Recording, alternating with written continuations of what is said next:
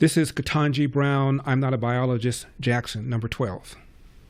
You have the overarching classification, everybody has to be, play on the team that is the same as their sex at birth. But then you have a gender identity definition that is operating within that, meaning a distinction, meaning that for cisgender girls, they can play consistent with their gender identity. For transgender girls, they can't. So I think that, okay, so as to the part about your ability to pass over from boy to girl, yes, you can go from one way but not the other. I want to be clear that BPJ is not challenging that specific classification. I think that's important to start with.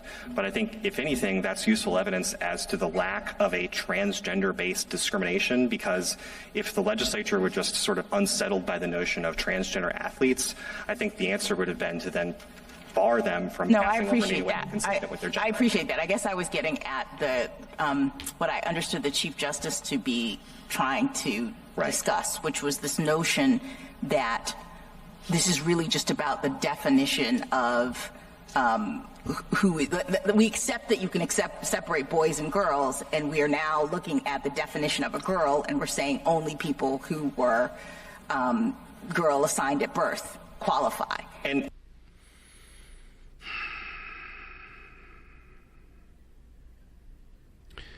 now, understand what's going on here.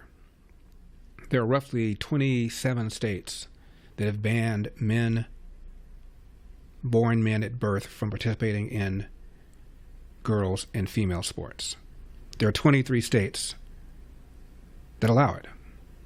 My suspicion is the Supreme Court is going to rule in favor of West Virginia, in favor of Idaho, which has banned men at birth from participating in women's sports, but will not strike down the 23 other states that have the opposite view. So all this reminds me of that Monty Python clip, number 26. I do feel, Reg, that any anti-imperialist group like ours must reflect such a divergence of interest within its power base. Agreed. Francis? Yeah, I think Judith's point of view is very valid, Reg, provided the movement never forgets that it is the unalienable right of every man or woman to rid himself or herself. Agreed. Thank you, brother. Or sister. Where was I? I think you finished. Oh, right. Furthermore, it is the birthright of every man or woman. Why don't you shut up about women, Stan? You're putting us off. Women have a perfect right to play a part in our movement, Reg. Why are you always on about women, Stan? I want to be one.